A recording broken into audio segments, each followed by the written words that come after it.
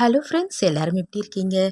இன்றைக்கி பதிவில் பார்த்திங்கன்னா, குலதெய்வங்கள் நம்ம வீட்டில் இருப்பதை நமக்கு உணர்த்தக்கூடிய விஷயங்கள் என்னென்ன பற்றி பார்க்கலாம். முதல்ல குலதெய்வத்தின் மகிமையை பற்றி பார்க்கலாம். முதலில் குலதெய்வம் என்பவர்கள் யார்?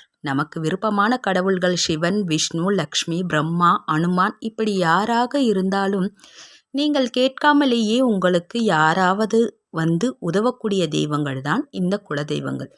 ஏன் உண்மையாக சொல்லப்போனால் நீங்கள் விரும்பக்கூடிய கடவுள்களிடம் பிரார்த்தனை வைக்கும்போது அவர்கள் அந்த பிரார்த்தனையை நிறைவேற்றுவதற்கும் உங்களுக்கு உதவுவதற்கும் உங்கள் குலதெய்வத்திடம் முதலில் உத்தரவு வாங்க வேண்டும்.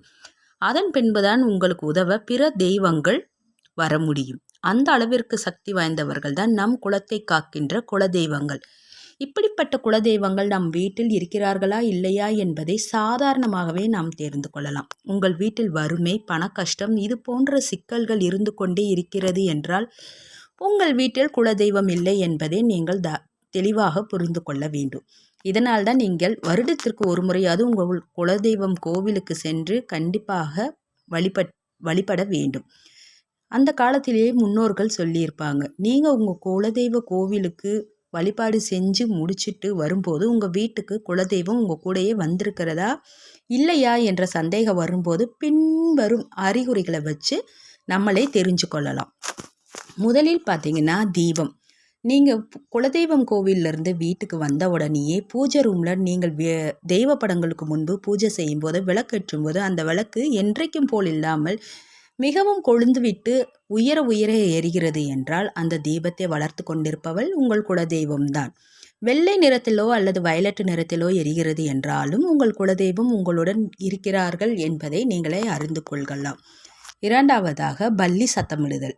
உங்கள் வீட்டு பூஜை அறையில் பல்லி நடமாட்டம் இருந்து கொண்டே இருக்கிறது என்றால் அந்த இடத்தில் இறைசக்தி அதாவது அதிகமாகவே இருக்கிறது என்று அர்த்தம். இறை சக்திகள் அதிகமாக இருக்கும் இடத்தில் பல்லிகள் எப்பொழுதும் இருந்து கொண்டேதான் இருக்கும். உங்கள் வீட்டில் குலதெய்வத்தின் நடமாட்டம் இருக்கிறது என்றால் பல்லி சத்தமிட்டு கொண்டேதான் இருக்கும். இதுவும் உங்கள் வீட்டில் குலதெய்வம் இருக்கிறதா இல்லையா என்பதை காட்டி கொடுத்து விடும். ஏன் நீங்கள் ஜோதிடம் பார்க்க போனால் அங்கே கூட அவர்கள் உங்கள் வீட்டில் பல்லி சத்தம் போடுகிறதா, பல்லி நடமாட்டம் உங்கள் பூஜை அறையில் இருக்கிறதா என்றுதான் முதலில் கேட்பார்கள். அந்த அளவிற்கு ஆன்மீகத்துடன் தொடர்புடையது தான் இந்த பல்லிகள். சந்தனத்தின் நறுமணம். மூன்றாவதாக, திடீர் நறுமணம் வருதல்.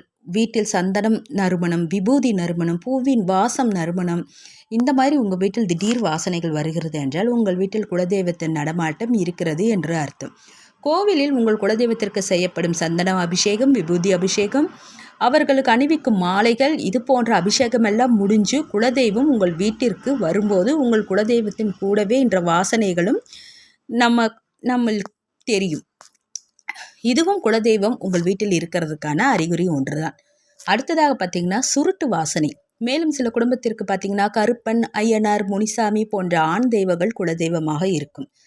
இந்த தெய்வங்களுக்கெல்லாம் நாம் சுருட்டு ஒரு பிரசாதமாக வைத்து அதுக்கு ஏற்றாற்போல் உங்கள் வீட்டில் சம்பந்தமே இல்லாமல் திடீரென்று சுருட்டு வாசனை வருவதாக நீங்கள் உணர்கிறீர்கள் என்றால் உங்கள் குலதெய்வத்தின் நடமாட்டம் உங்கள் வீட்டில் இருக்கிறது என்று நீங்கள் முழுமையாகவே நம்பலாம்.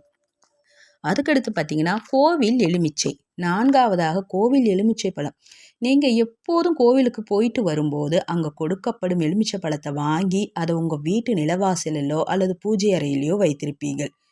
அப்படி வைக்கும்போது அந்த எலுமிச்சை பழம் காய்ந்து விட்டது என்றால் உங்கள் வீட்டில் குலதெய்வம் இருக்கிறது என்று அர்த்தம். இல்லை, ஒரு மாதிரி கெட்டு போய்விட்டது என்றால் உங்கள் வீட்டில் இறைசக்தி இல்லவே இல்லை, வேறு ஏதோ கெட்ட சக்தி இருக்கிறது என்று நீங்கள் அதை வைத்து தெரிந்து கொள்ளலாம். காகம் கரைதல். ஐந்தாவதாக, காகம் கரையும் போது உங்கள் வீட்டில் குலதெய்வம் இருக்கு என்பதை தெரியப்படுத்தும். பொதுவாக உங்கள் வீட்டில் அருகில் இருக்கும் காகத்திற்கு நீங்கள் வீட்டில் சாப்பாடு வைப்பீர்கள். அந்த காகம் அந்த உணவை சாப்பிட்டு விட்டு வழக்கம் போல் இல்லாமல் திடீரென்று உங்கள் வீட்டை சுற்றி சுற்றி சென்று கரைந்து கொண்டே இருக்கும் பொழுது ஒன்றை உங்களுக்கு தெளிவாக உணர்த்தும். உங்கள் வீட்டிற்கு குலதெய்வமோ அல்லது உங்கள் உறவினர் யாராவது வீட்டுக்கு வருவார்கள் என்பது அர்த்தம். இந்த பதிவு உங்களுக்கு பிடிச்சிருந்தா லைக் பண்ணுங்கள். நீங்கள் நம்ம சேனலை புதுசாக பார்க்குறதா இருந்தால் சப்ஸ்கிரைப் பண்ணுங்கள். இது மாதிரி மேலும் மேலும் ஆன்மீக சம்மந்தப்பட்ட வீடியோக்கள் அடுத்தடுத்து வரும். நன்றி, வணக்கம், பாய்.